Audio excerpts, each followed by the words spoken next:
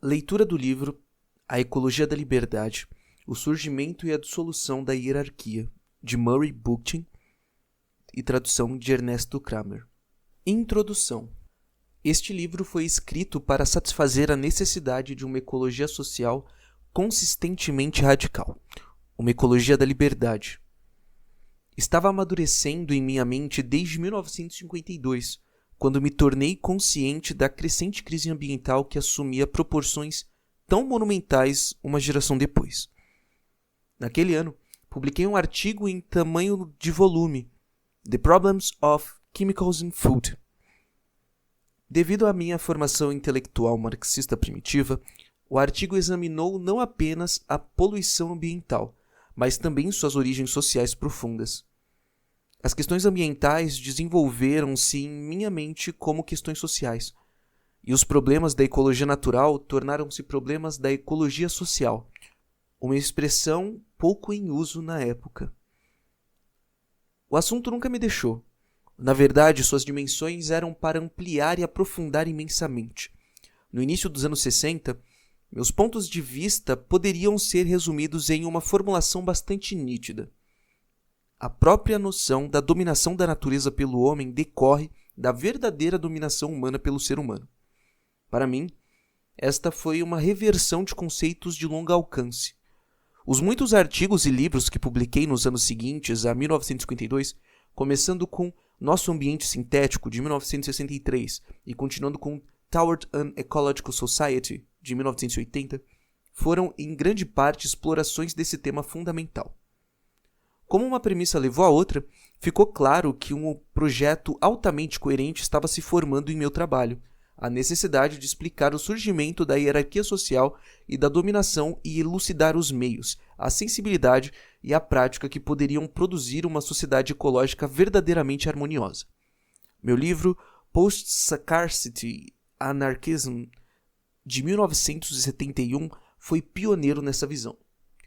Composto por ensaios datados de 1964, dirigiu-se mais à hierarquia do que à classe, à dominação e não à exploração, às instituições libertadoras, em vez da mera abolição do Estado, à liberdade e não à justiça, e ao prazer em vez da felicidade. Para mim, essas mudanças de ênfase não eram mera retórica contracultural. Eles marcaram uma partida abrangente do meu compromisso anterior com ortodoxias socialistas de todas as formas. Eu visualizei uma nova forma de ecologia social libertária, ou o que Viktor Frankl, ao discutir minhas visões sociais, prontamente chamou de ecoanarquismo. Tão recentemente quanto nos anos 60, palavras como hierarquia e dominação raramente eram usadas. Os radicais tradicionais, particularmente marxistas, ainda falavam quase exclusivamente em termos de classes, análise de classes e consciência de classes. Seus conceitos de expressão eram principalmente confinados à exploração material, à moagem da pobreza e ao abuso injusto do trabalho. Da mesma forma, anarquistas ortodoxos colocaram a maior parte da sua ênfase no Estado como a fonte onipresente de coerção social. Assim, como o surgimento da propriedade privada tornou-se o pecado original da sociedade na ortodoxia marxista, o surgimento do Estado tornou-se o pecado original da sociedade na ortodoxia anarquista. Mesmo a contracultura primitiva dos anos 60 evitou o uso do termo hierarquia e preferiu questionar a autoridade, sem explorar a gênese da autoridade, sua relação com a natureza e seu significado para a criação de uma nova sociedade. Durante esses anos, também me concentrei em como uma sociedade verdadeiramente livre, baseada em princípios ecológicos, poderia mediar a relação da humanidade com a natureza. Como resultado, comecei a explorar o desenvolvimento de uma nova tecnologia dimensionada para dimensões humanas compreensíveis. Tal tecnologia incluiria pequenas instalações solares e eólicas, jardins orgânicos e o uso de recursos naturais, locais trabalhados por comunidades descentralizadas. Esta visão rapidamente deu origem à outra, a necessidade de democracia direta, para a descentralização urbana, para o autoemprego baseado em formas comunais de vida social Em resumo, a comuna não autoritária composta por comunidades. Quando publiquei essas ideias ao longo dos anos, especialmente na década entre os anos 60 e 70, o que começou a me incomodar foi o grau em que as pessoas tendiam a subverter sua unidade, coerência e foco radical. Noções como descentralização e escala humana, por exemplo, foram habilmente adotadas sem referência a técnicas solares e eólicas ou a práticas bioagriculturais, que são seus fundamentos materiais. Foi permitido a cada segmento despencar por conta própria, enquanto a filosofia que os unia em um todo integrado foi deixada de lado. A descentralização entrou no planejamento da cidade como mero estratagema para o design da comunidade. Enquanto a tecnologia alternativa se tornou uma disciplina estreita, cada vez mais confinada à academia e a uma nova geração de tecnocratas. Por sua vez, cada noção se divorciou de uma análise crítica da sociedade, de uma teoria radical da ecologia social. Tornou-se claro para mim que a unidade de minhas visões, seu holismo ecológico, não apenas seus componentes individuais, que lhes davam um impulso radical. Que uma sociedade é descentralizada, que usa energia solar ou eólica, que é cultivada organicamente ou que reduza a poluição, nenhuma dessas medidas por si só, ou mesmo em combinação limitada com outros, formam uma sociedade ecológica. Nem as etapas fragmentárias, por mais bem intencionadas, resolvem parcialmente os problemas que atingiram um caráter universal, global e catastrófico. Na verdade, soluções parciais servem apenas como cosméticos para ocultar a natureza profunda da crise ecológica. Dessa forma, desviam a atenção do público e a percepção teórica de um entendimento adequado da profundidade e do escopo das mudanças necessárias. Combinadas em um todo coerente e apoiadas por uma prática consistentemente radical, no entanto, essas visões desafiam o status quo de maneira abrangente, da única maneira proporcional à natureza da crise. Foi precisamente essa síntese de ideias que busquei alcançar em A Ecologia da Liberdade, e essa síntese teve que estar enraizada na história, no desenvolvimento de relações sociais, instituições sociais, mudança de tecnologias e sensibilidades e estruturas políticas. Somente dessa maneira eu poderia estabelecer um senso de gênese, contraste e continuidade que daria sentido real aos meus pontos de vista. O pensamento utópico, reconstrutivo, que se seguiu da minha síntese, poderia então ser baseado nas realidades da experiência humana. O que deveria ser poderia se tornar o que teria que ser, se a humanidade e a complexidade biológica sobre a qual repousa era para sobreviver. Mudanças e reconstruções poderiam surgir dos problemas existentes em vez de pensamentos ilusórios e caprichos nebulosos. Meu uso da palavra hierarquia na legenda desse trabalho deve ser provocativo. Existe uma forte necessidade teórica de contrastar a hierarquia com o uso generalizado das palavras classe e Estado. O uso descuidado dos termos pode produzir uma simplificação perigosa da realidade social. Usar as palavras hierarquia, classe e Estado de forma intercambiável, como muitos teóricos sociais, é insidioso e obscurantista. Essa prática, em nome de uma sociedade sem classes ou libertária, poderia facilmente ocultar a existência de relações hierárquicas e uma sensibilidade hierárquica, ambas, mesmo na ausência da exploração econômica ou coerção política, serviriam para perpetuar a falta de liberdade. Por hierarquia, refiro-me aos sistemas culturais, tradicionais e psicológicos de obediência e comando, não apenas aos sistemas econômicos e políticos aos quais os termos classe e Estado se referem de maneira mais apropriada. Consequentemente, a hierarquia e a dominação poderiam facilmente continuar existindo em uma sociedade sem classes ou sem Estado. Refiro-me à dominação dos jovens pelos idosos, das mulheres pelos homens, de um grupo étnico por outro, das massas de burocratas que professam falar em seus interesses sociais mais elevados, do campo pela cidade e em um senso psicológico mais sutil, do corpo pela mente, do espírito por uma racionalidade instrumental superficial e da natureza pela sociedade e pela tecnologia. De fato, as sociedades sem classes, mas hierárquicas existem hoje, e existem mais secretamente no passado. Todavia, as pessoas que vivem nelas não gozam de liberdade, nem exercem controle sobre suas vidas. Marx, cujas obras explicam amplamente essa ofuscação conceitual, ofereceu-nos uma definição bastante explícita de classe. Ele teve a vantagem de desenvolver sua teoria da sociedade de classes dentro de uma estrutura econômica severamente objetiva. Sua ampla aceitação pode refletir até que ponto nossa própria era dá supremacia às questões econômicas sobre todos os outros aspectos da vida social. De fato, existe certa elegância e grandeza na noção de que a história de toda a sociedade até então existente tem sido a história das lutas de classe.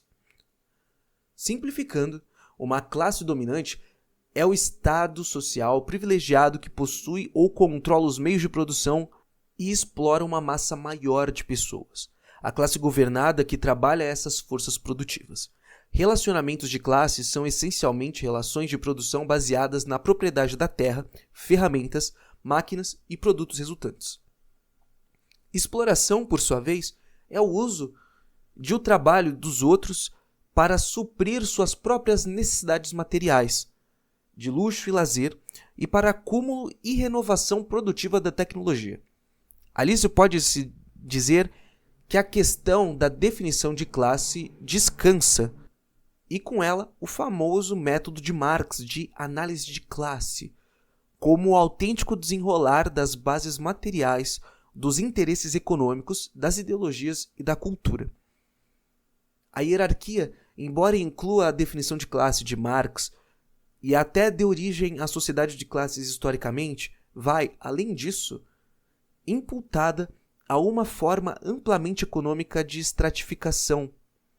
Dizer isso, no entanto, não define o significado do termo hierarquia, e duvido que a palavra possa ser abrangida por uma definição formal.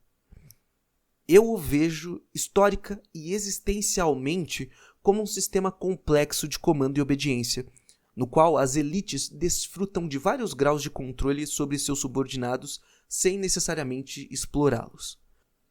Tais elites podem carecer completamente de qualquer forma de riqueza material.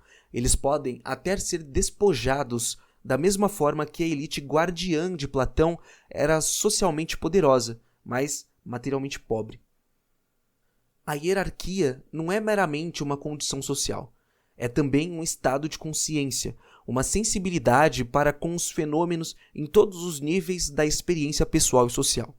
As sociedades pré-alfabetizadas anteriores, sociedades orgânicas, como as chamo, existiam de uma forma bastante integrada e unificada, com base em laços de parentesco, grupos etários e uma visão sexual do trabalho. Seu alto senso de unidade interna e sua perspectiva igualitária se estendiam não apenas um ao outro, mas também ao relacionamento com a natureza. As pessoas nas culturas pré-letradas se viam não como senhores da criação, para emprestar uma frase usada por milenários cristãos, mas como parte do mundo natural. Eles não estavam acima da natureza nem abaixo dela, mas dentro dela.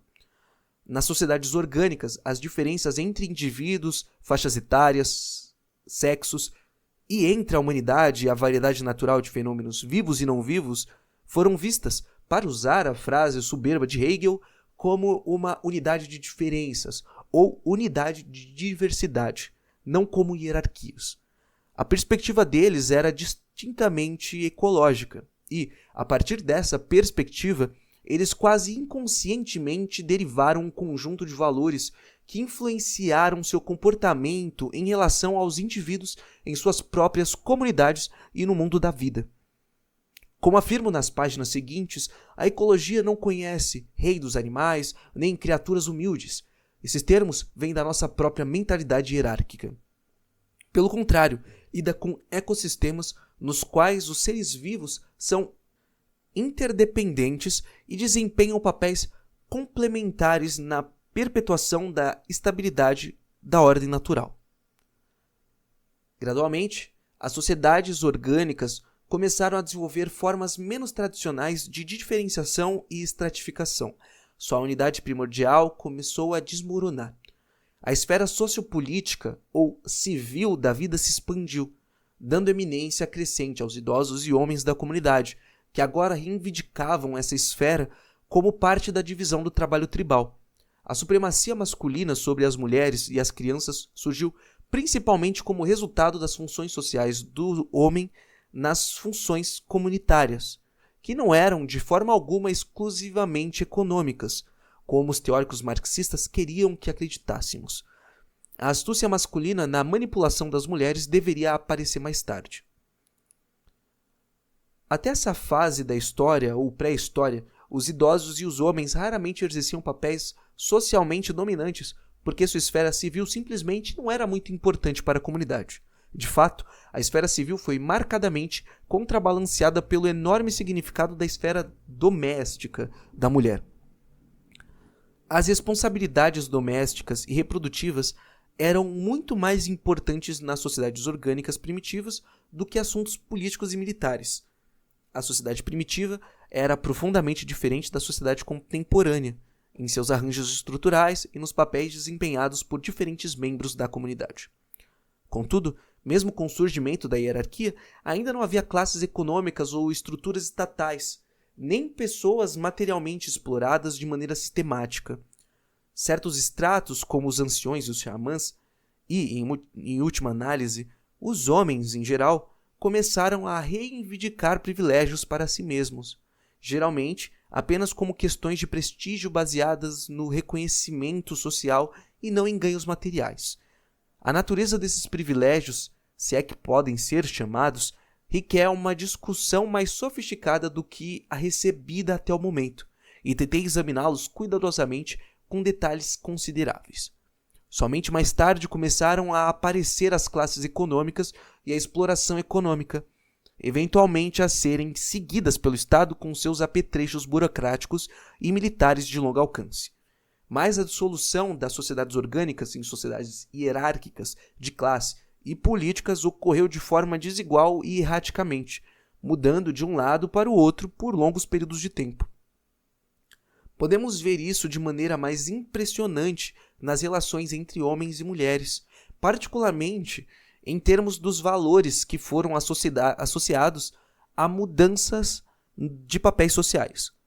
Por exemplo, embora os antropólogos há muito tempo atribuam um grau desmedido de eminência social aos homens em culturas de caça altamente desenvolvidas, uma eminência que eles provavelmente nunca desfrutaram nas bandas de forragem mais primitivas de seus ancestrais, a passagem da caça para a horticultura, na qual a jardinagem era realizada principalmente por mulheres, provavelmente corrigidos quaisquer desequilíbrios anteriores que possam ter existido entre os sexos.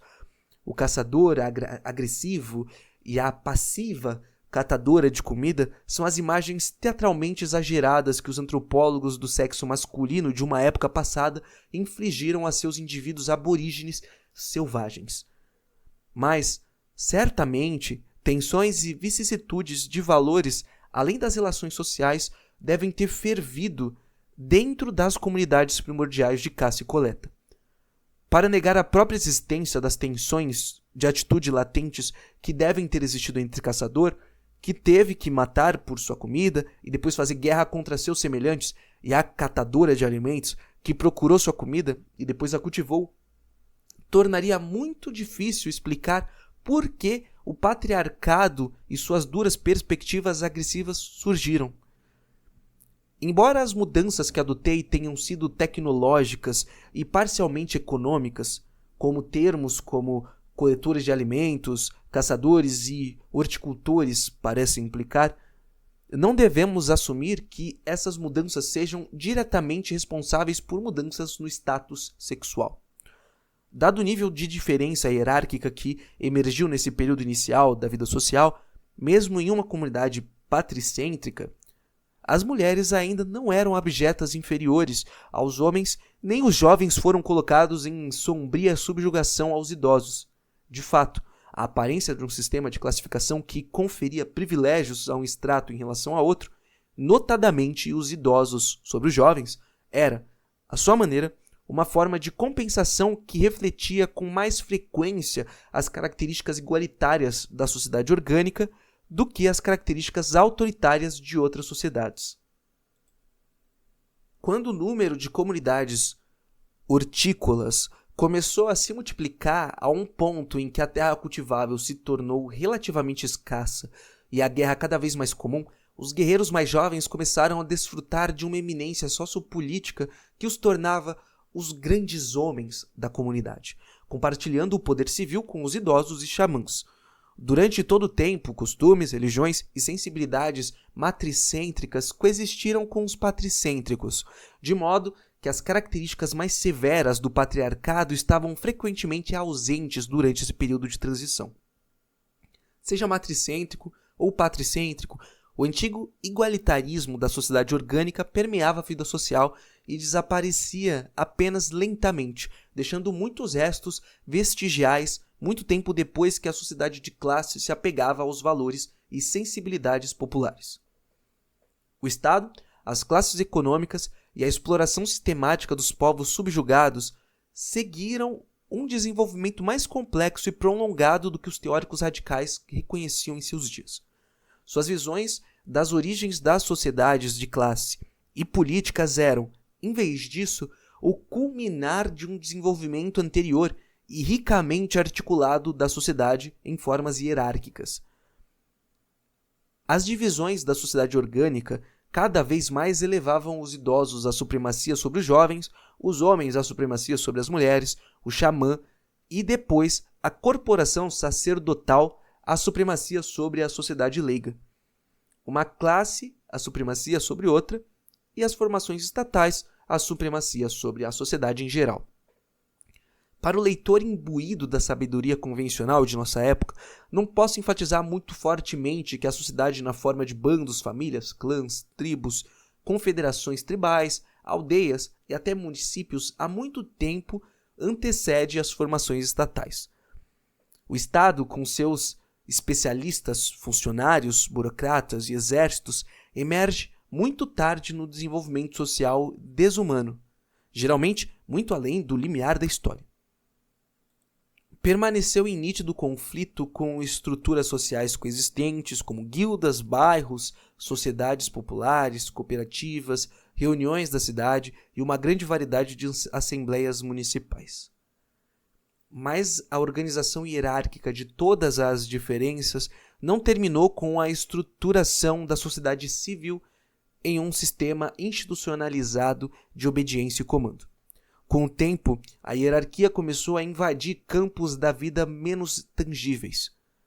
A atividade mental recebeu supremacia sobre o trabalho físico, experiência intelectual sobre a sensualidade, o princípio da realidade sobre o princípio do prazer e, finalmente, o julgamento.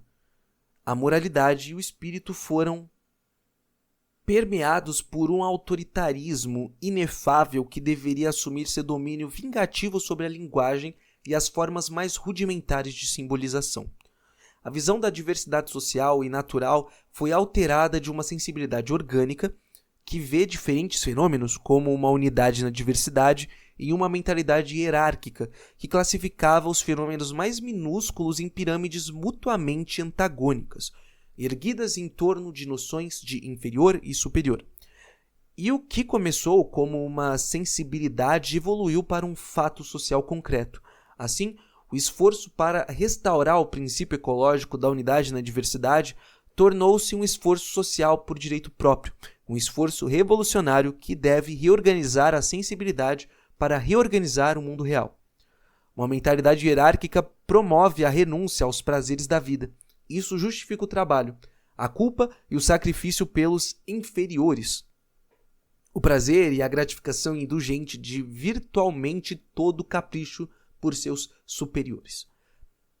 A história objetiva da estrutura social torna-se internalizada como uma história subjetiva da estrutura psíquica. Hedionda como pode ser, minha opinião, para os freudianos modernos, não é a disciplina do trabalho, mas a disciplina do governo que exige a repressão da natureza interna. Essa repressão se estende para a natureza externa como um mero objeto de regra e depois de exploração. Essa mentalidade permeia nossas psiques individuais de forma cumulativa até os dias atuais. Não apenas como o capitalismo, mas como a vasta história da sociedade hierárquica desde o seu início. A menos que exploremos essa história que vive ativamente dentro de nós, como fases anteriores de nossas vidas individuais, nunca estaremos livres do seu domínio. Podemos eliminar a injustiça social, mas não alcançaremos a liberdade social. Podemos eliminar classes e exploração, mas não seremos poupados dos trilhos da hierarquia e da dominação. Podemos exorcizar o espírito de ganhos e acumulação de nossa psique, mas ainda seremos sobrecarregados pela culpa, pela renúncia e por uma crença sutil nos vícios da sensualidade. Outra série de distinções aparece neste livro. A distinção entre moralidade e ética e entre justiça e liberdade.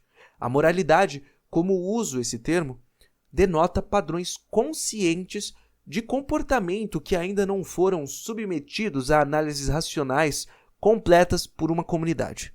Evitei o uso da palavra costume como substituto da palavra moral, porque os critérios morais para julgar o comportamento envolvem algum tipo de explicação e não podem ser reduzidos aos reflexos sociais condicionados que costumamos chamar de costume. Os mandamentos mosaicos, como os de outras religiões do mundo, por exemplo, eram justificados por motivos teológicos.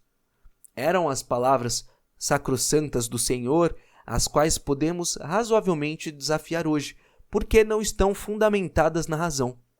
A ética, por outro lado, convida análises racionais e, como o imperativo moral de Kant, deve ser justificado por operações intelectuais, não por mera fé. Portanto, a moralidade está em algum lugar entre costumes impensados e critérios éticos racionais de certo e errado. Sem fazer essas distinções, seria difícil explicar as reivindicações cada vez mais éticas que o Estado fez sobre seus cidadãos. Particularmente, ao corroer os códigos morais arcaicos que apoiavam o controle completo dos patriarcas sobre sua família e os impedimentos que essa autoridade colocou no caminho de sociedades politicamente mais expansivas, como a polis ateniense. A distinção entre justiça e liberdade, entre igualdade formal e igualdade substantiva, é ainda mais básica e se repete continuamente ao longo do livro. Essa distinção raramente foi explorada, mesmo por teóricos radicais, que muitas vezes ainda ecoam o clamor histórico dos oprimidos por justiça, ao invés de liberdade. Pior ainda, os dois foram usados como equivalentes, o que eles decididamente não são. O jovem Proudhon e mais tarde Marx perceberam corretamente que a verdadeira liberdade pressupõe uma igualdade baseada no reconhecimento da desigualdade, a desigualdade de capacidades e necessidades de habilidades e responsabilidades. A mera igualdade formal que justamente recompensa cada um de acordo com sua contribuição para a sociedade e vê todos como iguais aos olhos da lei ou iguais em oportunidades, obscurece profundamente o fato de que os jovens e idosos, os fracos e enfermos, o indivíduo com pouca responsabilidades e aquele com muito, para não falar dos ricos e dos pobres na sociedade contemporânea, de modo algum desfruta de igualdade genuína em uma sociedade guiada pela regra da equivalência. De fato, termos como recompensas, necessidades, oportunidades ou, a esse respeito, propriedades, por mais que possuam ou sejam operados coletivamente, requerem tanta investigação quanto a palavra lei. Infelizmente, a tradição revolucionária não desenvolveu completamente esses temas e sua incorporação em certos termos. O socialismo, na maioria de suas formas, gradualmente degenerou em uma demanda por justiça econômica, meramente reafirmando a regra da equivalência como uma emenda econômica à regra jurídica e política de equivalência estabelecida pela burguesia. Meu objetivo é decifrar completamente essas distinções, demonstrar como a confusão surgiu em primeiro lugar e como ela pode ser esclarecida para que não sobrecarregue mais o futuro. Um terceiro contraste que tento desenvolver neste livro é a distinção entre felicidade e prazer. A felicidade, como definida aqui, é a mera satisfação da necessidade de nossas necessidades de sobrevivência em termos de comida, abrigo, vestuário e segurança material. Em suma, nossas necessidades como organismos animais. O prazer, por outro lado, é a satisfação de nossos desejos, de nossos devaneios intelectuais, estéticos, sensuais e brincalhões. A busca social pela felicidade, que muitas vezes parece libertadora, tende a ocorrer de formas que astuciosamente desvalorizam ou reprimem a busca pelo prazer. Podemos ver evidências desse desenvolvimento regressivo em muitas ideologias radicais que justificam o trabalho e a necessidade em detrimento do trabalho artístico e da alegria sensual. Que essas ideologias denunciem a busca pelo cumprimento do sensual como individualismo burguês e libertinismo dificilmente requer menção. No entanto, é justamente nessa busca utópica do prazer, acredito, que a humanidade começa a ter seu vislumbre mais cintilante de emancipação. Com essa busca levada ao domínio social, em vez de confinada a um hedonismo privatizado, a humanidade começa a transcender o reino da justiça, mesmo de uma sociedade sem classes, e entra no reino da liberdade. Um reino concebido como a realização plena das potencialidades da humanidade na sua forma mais criativa. Se me pedissem para destacar o contraste subjacente que permeia este livro, é o aparente conflito entre o reino da necessidade e o reino da liberdade. Conceitualmente, esse conflito remonta à política de Aristóteles. Envolve o mundo cego da natureza natural, ou externa, e o mundo racional da natureza humana ou interna, que a sociedade deve dominar para criar condições materiais para a liberdade. O tempo livre e o lazer para permitir ao homem desenvolver suas potencialidades e poderes. Esse drama é redolente com o conflito entre natureza e sociedade, mulher e homem, corpo e razão, que permeia imagens ocidentais de civilização. Ele sustentou quase todos os relatos racionalistas da história. Foi usado ideologicamente para justificar a dominação em praticamente todos os aspectos da vida. Sua apoteose, ironicamente, é alcançada em vários socialismos, particularmente os de Robert Owen, Saint-Simon e, na sua forma mais sofisticada, Karl Marx. A imagem de Marx do selvagem que luta com a natureza não é uma expressão tanto da arrogância do iluminismo, mas da arrogância vitoriana. A mulher, como Theodor Adorno e Max Horkheimer observaram, não tem interesse neste conflito. É estritamente entre o homem e a natureza.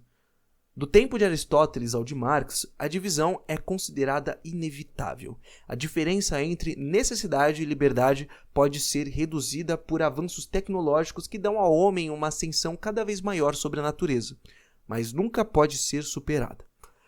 O que intrigou alguns marxistas altamente sofisticados nos últimos anos foi como a repressão e a disciplina da natureza externa poderiam ser alcançadas sem reprimir e disciplinar a natureza interna.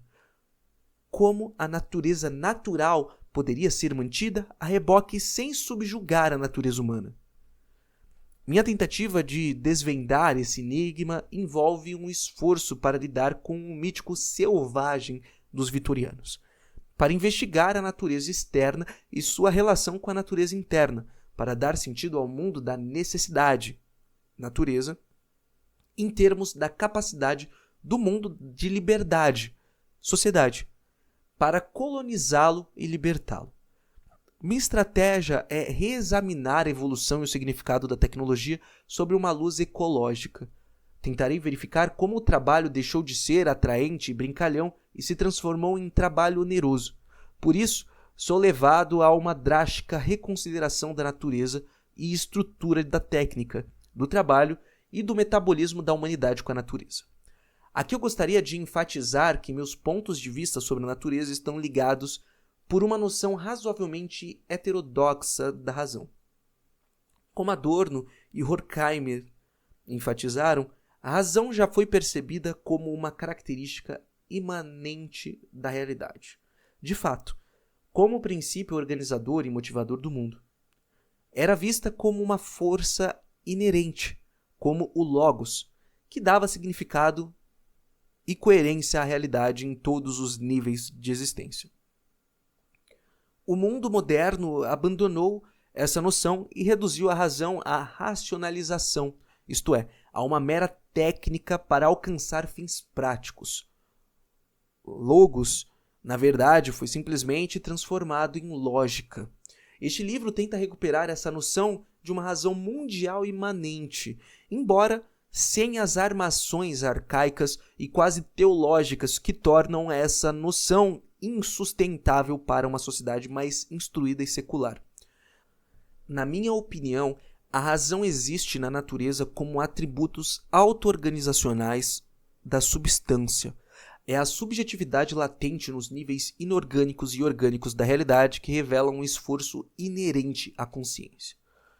Na humanidade, essa subjetividade se revela como autoconsciência. Não afirmo que minha abordagem seja a única.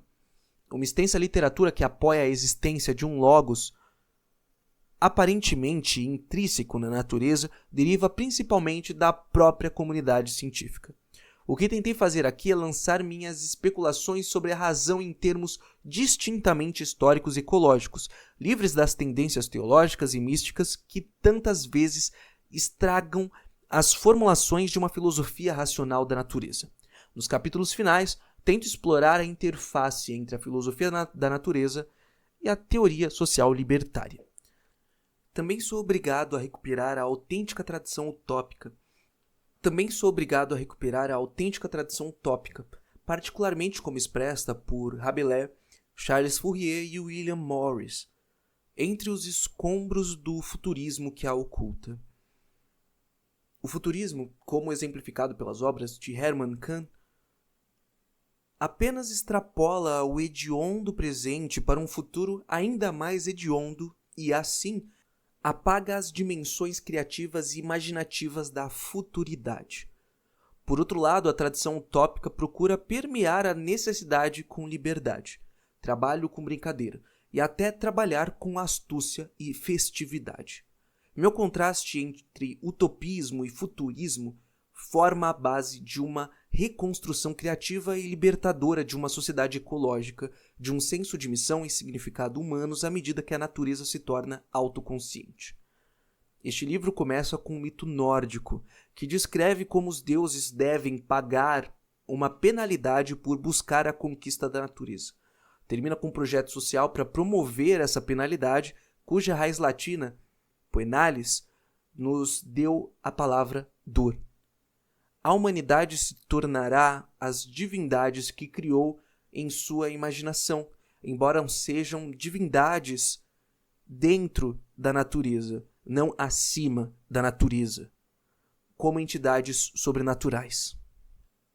O título deste livro, A Ecologia da Liberdade, pretende expressar a reconciliação da natureza e da sociedade humana em uma nova sensibilidade ecológica e uma nova sociedade ecológica, uma reharmonização da natureza e da humanidade através de uma reharmonização do ser humano com o humano. Uma tensão dialética permeia este livro. Ao longo da minha discussão, muitas vezes trato de potencialidades que ainda precisam ser atualizadas historicamente. As necessidades expositivas muitas vezes me obrigam a tratar certa condição social em forma embrionária, como se ela já tivesse atingido sua realização. Meu procedimento é guiado pela necessidade de trazer o conceito em relevo para esclarecer todo o seu significado e suas implicações. Nas minhas descrições do papel histórico dos anciãos na formação da hierarquia, por exemplo, alguns leitores podem supor que eu acredito que a hierarquia existia logo no início da sociedade humana. O papel influente que os idosos deveriam desempenhar na formação de hierarquias se mescla ao seu papel mais modesto em períodos anteriores de desenvolvimento social, quando eles realmente exerceram relativamente pouca influência social. Nessa situação, sou confrontado com a necessidade de esclarecer como os anciãos constituíam as primeiras sementes da hierarquia. Uma gerontocracia foi provavelmente a primeira forma de hierarquia a existir na sociedade. Mas, devido ao meu modo de apresentação, alguns leitores podem supor que a regra do antigo sobre o jovem existiu durante períodos da sociedade humana, quando essa regra realmente não existia. No entanto, as inseguranças que acompanham a idade quase certamente existiram entre os idosos, e eles acabaram usando os meios disponíveis para prevalecer sobre os jovens e ganhar sua reverência. O mesmo problema expositivo surge quando trato do papel do xamã na evolução das hierarquias iniciais, do papel do homem em relação às mulheres e assim por diante. O leitor deve estar ciente de que qualquer fato firmemente declarado e aparentemente completo é realmente o resultado de um processo complexo, não um dado que foi dado e que parece completo em uma comunidade ou sociedade. Grande parte da tensão dialética que permeia este livro decorre do fato de eu lidar com processos, não com proposições simples que se sucedem confortavelmente de maneira imponente, como categorias em um texto lógico tradicional.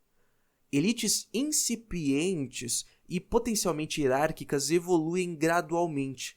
Cada fase de nova evolução, sombreando a seguinte, até que as primeiras fotos firmes de hierarquia surjam e eventualmente amadurecem.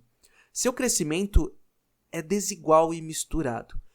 Os anciãos e os xamãs confiam uns nos outros e depois competem entre si por privilégios sociais, muitos dos quais são tentativas de alcançar a segurança pessoal conferida por certa medida de influência. Ambos os grupos fazem alianças com uma casta guerreira emergente de jovens para finalmente formar o início de uma comunidade quase política e de um Estado incipiente. Seus privilégios e poderes somente então se generalizam em instituições que tentam exercer o comando da sociedade como um todo. Outras vezes, no entanto, o crescimento hierárquico pode ser interrompido e até regredir para uma maior paridade entre a idade e os grupos sexuais. A menos que o domínio fosse alcançado de fora, por conquista, o surgimento da hierarquia não era uma revolução repentina nos assuntos humanos. Muitas vezes era um processo longo e complexo. Finalmente, gostaria de enfatizar que este livro está estruturado em torno de contrastes entre sociedades pré-alfabetizadas e não hierárquicas, suas perspectivas, técnicas e formas de pensar, e civilizações baseadas em hierarquia e dominação. Cada um dos temas abordados no segundo capítulo é retomado nos capítulos seguintes e explorado em maiores detalhes para esclarecer as mudanças radicais que a civilização introduziu na condição humana. O que tantas vezes nos falta em nossa vida cotidiana e em nossas sensibilidades sociais é o sentido das clivagens e lentidões pelas quais nossa sociedade se desenvolveu em contraste, muitas vezes em antagonismo brutal às culturas pré-industriais e pré-letradas. Vivemos tão imersos em nosso presente que absorve todas as nossas sensibilidades e, portanto, nossa própria capacidade de pensar em formas sociais alternativas. Assim, voltarei continuamente às sensibilidades pré-letradas, que apenas observo no capítulo 2, para explorar seus contrastes com instituições, técnicas e formas de pensamento posteriores nas sociedades hierárquicas.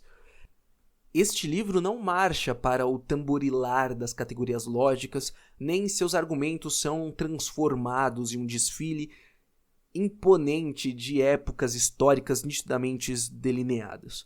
Não escrevi uma história de eventos, cada um dos quais segue o outro de acordo com os ditames de uma cronologia prescrita. A antropologia, a história, as ideologias, até os sistemas de filosofia e razão informam este livro, e com elas, digressões e excursões que sinto lançar luz valiosa sobre o grande movimento do desenvolvimento natural e humano.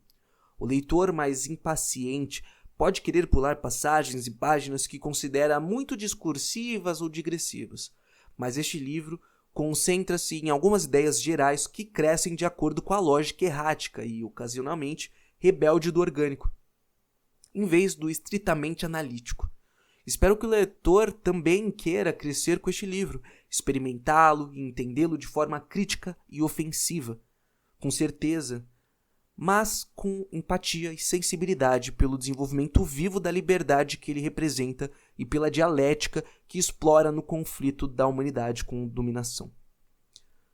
Tendo oferecido minha culpa para certos problemas expositivos, gostaria de enfaticamente afirmar minha convicção de que essa abordagem dialética, orientada ao processo, se aproxima muito mais da verdade do desenvolvimento hierárquico do que uma abordagem analítica presumivelmente mais clara, preferida pelos lógicos acadêmicos.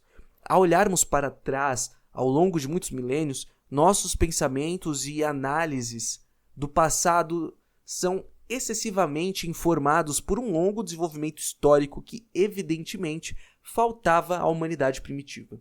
Estamos inclinados a projetar no passado um vasto corpo de relações sociais, instituições políticas, conceitos econômicos, preceitos morais e um tremendo conjunto de ideias pessoais e sociais que as pessoas que vivem milhares de anos atrás ainda tinham que criar e conceituar. O que são realidades plenamente amadurecidas para nós eram, para eles, potencialidades ainda não formadas. Eles pensaram em termos basicamente diferentes dos nossos. O que agora tomamos como garantido, como parte da condição humana, era simplesmente inconcebível para eles. Por sua vez, somos virtualmente incapazes de lidar com uma vasta riqueza de fenômenos naturais que faziam parte integrante de suas vidas. A própria estrutura da nossa linguagem conspira contra a compreensão de suas perspectivas. Sem dúvida, muitas verdades que os povos pré-letrados sustentavam eram patentemente falsas, uma afirmação que é fácil de fazer hoje em dia, mas defenderei a noção de que suas perspectivas particularmente aplicadas ao relacionamento de suas comunidades como o mundo natural tinham uma solidez básica, uma que é particularmente relevante para os nossos tempos. Examino sua sensibilidade ecológica e sua espécie para mostrar por que e como se deteriorou. Mais importante, estou ansioso para determinar o que pode ser recuperado dessa perspectiva integrada à nossa. Nenhuma contradição é criada ao mesclar sua sensibilidade ecológica à nossa análise predominante. Desde que essa fusão transcenda ambas as sensibilidades de uma nova maneira de pensar e experimentar. Não podemos mais voltar ao seu primitivismo conceitual do que eles poderiam ter compreendido nossa sofisticação analítica. Mas talvez possamos alcançar uma maneira de pensar e experimentar que envolva uma reespiritualização quase animista de fenômenos inanimados e animados sem abandonar as ideias fornecidas pela ciência e pelo raciocínio analítico. A fusão de uma perspectiva orgânica, orientada para o processo, com uma analítica, tem sido o objetivo tradicional da filosofia ocidental clássica, desde os pré-socráticos até Hegel. Essa filosofia sempre foi mais do que uma perspectiva, um mero método para lidar com a realidade. Também foi o que os filósofos chamavam de ontologia, uma descrição da realidade concebida não como mera matéria, mas como substância ativa e auto-organizada, com um esforço em direção à consciência. A tradição fez dessa perspectiva ontológica o trabalho de família, em que pensamento e matéria, sujeito e objeto, mente e natureza são reconciliados em um novo nível espiritual. Consequentemente, considero essa visão de processo orientado, de caráter intrinsecamente ecológico e estou muito intrigado com o fracasso de tantos pensadores dialeticamente orientados em ver a notável compatibilidade entre uma perspectiva dialética e uma visão ecológica. Minha visão da realidade como processo também pode parecer falha para os leitores que negam a existência do significado e o valor da humanidade no desenvolvimento natural. O fato de eu ver progresso na evolução orgânica e social será sem dúvida visto ceticamente por uma geração que identifica erroneamente o progresso com crescimento material ilimitado. Eu, por exemplo, não faço essa identificação. Talvez meu problema, se é que pode ser chamado, seja geracional. Ainda prezo um tempo que procurou iluminar o curso dos eventos, interpretá-los, torná-los significativos. Coerência é a minha palavra favorita. Guia resolutamente tudo o que escrevo e digo. Além disso, este livro não irradia o pessimismo tão comum na literatura ambientalista. Assim como acredito que o passado tem significado, também acredito que o futuro pode ter significado. Se não podemos ter certeza de que o estado humano avançará, temos a oportunidade de escolher entre liberdade utópica e imolação social. Aqui está o caráter messiânico descarado deste livro. Um personagem messiânico que é filosófico e ancestral. O princípio da esperança, como Ernest Bloch o chamou, faz parte de tudo que valorizo. Daí minha repulsa de um futurismo tão comprometido com o presente que cancela a própria futilidade, negando qualquer coisa nova que não seja uma extrapolação da sociedade existente. Tentei evitar escrever um livro que mastigue todos os pensamentos possíveis relacionados às questões levantadas nas páginas seguintes.